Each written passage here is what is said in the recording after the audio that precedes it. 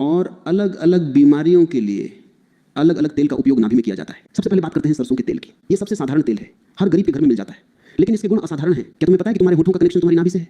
जब तुम्हारे होठ फटते हैं तो तुम क्या करते हो? तुम उन पर बाम लगाते हो, घी लगाते हो। 2 घंटे बाद वे फिर सूख जाते हैं। क्यों? क्योंकि होठों का फटना सिर्फ ये बता रहा है कि पेट में पानी की कमी है, नाभि में चिकनाई की कमी है। तुम आज रात एक प्रयोग करना, अपनी नाभि में 2 बूंद गुनगुना सरसों का तेल डालना और तुम हैरान रह जाओगे। सुबह तुम देखोगे कि तुम्हारे होंठ मुलायम है, तेल नाभि में गया और असर होठों पर हुआ।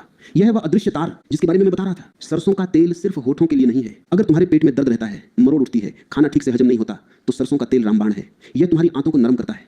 आज लोगों की आंतें सख्त हो गई हैं, जैसे प्लास्टिक की पाइप पुरानी होकर कड़ी हो जाती है, उसमें से मल कचरा बाहर नहीं निकल पाता, कब्ज रहने लगती है। सरसों का तेल उस पाइप को, उन आंतों को फिर से लचीला बना देता है। दूसरा है बादाम का तेल। लेकिन असली बादाम का तेल वह नहीं जिसमें खुशबू मिली हो, शुद्ध बादाम का रोगन। बादाम क्या है? बादाम का आकार देखो, वह आंख जैसा भी है और दिमाग जैसा भी। प्रकृति इशारों में बात करती है। अगर तुम्हें चश्मा लगा है, अगर तुम्हें धुंधला दिखाई देता है या आंखों में जलन होती है क्योंकि तुम दिन भर स्क्रीन के सामने बैठे रहते हो, तो बादाम का तेल तुम्हारा मित्र है। नाभि में बादाम का तेल डालने से आंखों की रोशनी पर सीधा असर पड़ता है। यह उन बारीक नसों को तरावट देता है जो आंखों के पीछे और जहां कोई आई ड्रॉप नहीं पहुंच सकता। और सिर्फ आंखें नहीं, ये तुम्हारे चेहरे की चमक के लिए भी है। आज तुम चेहरे पर हजारों रुपए की क्रीम थोप रहे हो, वह चमक बाहरी है, वह पेंट जैसी है, बारिश होगी धुल जाएगी। लेकिन जो चमक नाभि से आती है वह खून की चमक है, वो भीतर का तेज है। जब तुम नाभि में बादाम का तेल डालते हो तो कुछ ही दिनों में तुम्हारा चेहरा दमकने लगता है। लोग तुमसे पूछेंगे कि तुम क्या लगा रहे हो, और तुम कहोगे मैं लगा नहीं रहा, मैं तो जड़ों को पानी दे रहा हूं। तीसरा है नीम का तेल। नीम कड़वा है, लेकिन ये कड़वाहट ही अमृत है। अगर तुम्हारे चेहरे पर मुहांसे हैं, फोड़े, फुंसियां हैं या शरीर में कहीं भी खाज खुजली है, तो इसका मतलब है तुम्हारा खून साफ नहीं है, तुम्हारे खून में कचरा मिल गया है। नीम का तेल सबसे बड़ा शोधक है। जब तुम नीम का तेल नाभि में डालते हो तो यह सीधा तुम्हारे खून में मिलता है और खून की सफाई शुरू कर देता है। तुम ऊपर से क्रीम लगाकर मुहांसे को दबा देते हो, वह 2 दिन बाद दूसरी जगह निकल आता है क्योंकि गंदगी अंदर है। नीम का तेल उस गंदगी को बाहर निकाल फेंकता है। अब सवाल है कि यह करना कब है और कैसे करना है। इसका भी एक नियम है। My name is Chandra Vishu, and I'm a mutual fund distributor. अनुशासन है। इसे करने का सबसे सही समय है रात को सोने से पहले। क्यों? क्योंकि दिन भर तुम्हारा शरीर भागता है, तुम्हारा दिमाग भागता है, ऊर्जा बाहर की तरफ बहती है।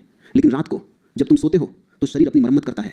तुम सो जाते हो लेकिन तुम्हारे भीतर का डॉक्टर जाग जाता है और टूटी फूटी कोशिकाओं को ठीक करने में लग जाता है। उस समय अगर तुम उसे ये तेल, ये रसद पहुंचा दो तो उसका काम आसान हो जाता है। दूसरी वजह है गुरुत्वाकर्षण।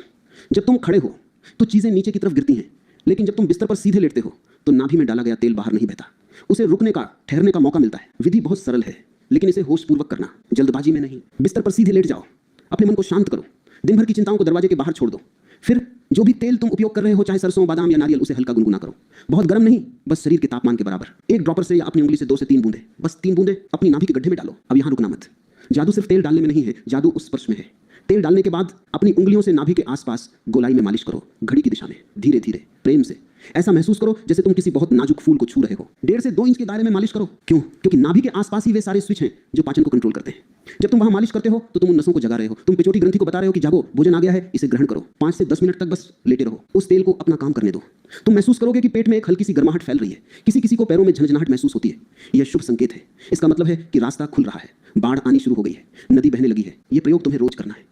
इसे अपनी दिनचर्या का हिस्सा बना लो, जैसे ब्रश करना है, जैसे नहाना है। लोग मुझसे पूछते हैं कितने दिन में फायदा होगा। मैं कहता हूं तुम व्यापारी मत बनो, तुम शरीर के साथ सौदा मत करो। यह शरीर तुम्हारा मंदिर है। तुम मंदिर में जाकर यह नहीं पूछते कि पूजा का फल कब मिलेगा, तुम बस पूजा करते हो। लेकिन फिर भी